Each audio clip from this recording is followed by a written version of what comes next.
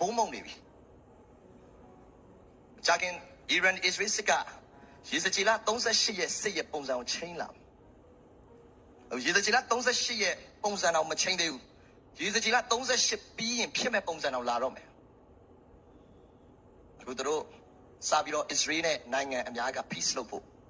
ငြိမ်းချမ်းရေးစာချုပ်ချုပ်ချင်တယ်ဒီ peace treaty ပြီးသွားတာနဲ့ဘေးတိုင်9နှစ်ရောက်ပြီလား peace treaty ဒီငြိမ်းချမ်းရေးစာချုပ်ဒီအဘေးတိုင်9နှစ်ပဲဘာလို့အဲ့9နှစ်ရဲ့အလယ်မှာ antichrist ကထွက်ပါ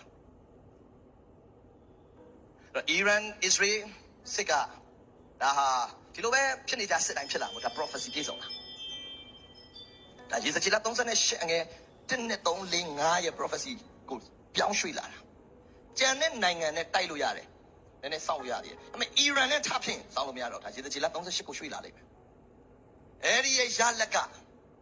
Middle East တစ်ခုလုံးနဲ့ Israel နဲ့စပြီးတော့ငြိမ်းချမ်းရေးစာချုပ်ချုပ်တဲ့အထိဖြစ်လာမယ်ဘာဖြစ်လို့ရေစကြည်လ38က Israel နိုင်ငံကောင်းကင်ကနေမီးကြတယ်တဲ့ကျွန်တော်ကျန်တာဖတ်တော့အဲ့မီးကိုဗာမီးလဲကျွန်တော်မှန်းလို့ခတ်တယ်အခုတော့ကျွန်တော်သဘောပေါက်လာဗာမီးကြလဲဆိုတာအဲ့တော့တမန်ကျန်တာက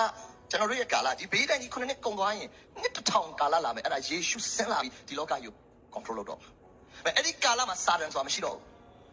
အိုးတယ်ဆိုတာမရှိတော့ဘူးအသက်100နဲ့တည်သွားရင်တော့မှခလေးဘဝနဲ့တည်တယ်လို့သူတို့သတ်မှတ်ပါတယ်အဲ့ဒီကာလကတက်တန်း1000တက်တန်းအဲ့ဒါပြီးသွားရင်ကျွန်တော်တို့ကကောင်းကင်တဲ့မြေကြီးတည့်ရဲ့ခစ်ကိုသွားအဲ့ဆိုတင်ကြည့်ဘုရားသခင်ပြောတဲ့ eternal life ကဖြစ်လာတော့မဲ့အသက်ကိုတည်လာခြင်းဖြစ်တယ်တကယ်ပဲလာမဲ့ခေတ်ရဲ့အသက်ကဒီခေတ်မှာလာပြီးမိတ်ဆက်တာဒါ eternal life ပဲထာဝရအသက်ပဲထာဝရအသက်ဆိုတာကဲနေချင်းရရင်တင်ကောင်းကင်သွားမယ်အဲ့အသက်မျိုးမဟုတ်ထာဝရအသက်ဆိုတာတင်ကောင်းကင်မှာသွားယူတဲ့အသက်မဟုတ်ကောင်းကင်ကမြေကြီးမှာလာပို့ပြီးတဲ့အသက်ဒီမြေကြီးမှာနေထိုင်မှာအဲ့အသက်နဲ့ဒီအသက်ကတက်တန်းဘလောက်ကြာနေလဲဆိုတဲ့အသက်မဟုတ်ဒီအသက်ကဘလို့ quality လဲဒီလောကမှာနေထိုင်လဲဆိုတဲ့အသက်အဲ့အသက်သိရှိရောက်လာမယ်အဲ့အသက်နဲ့တင်စကားပြောမယ်အဲ့အသက်နဲ့ကျွန်တော်ရှင်းတတ်မယ်Hallelujah.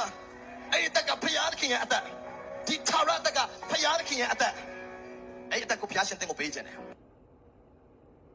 If you've ever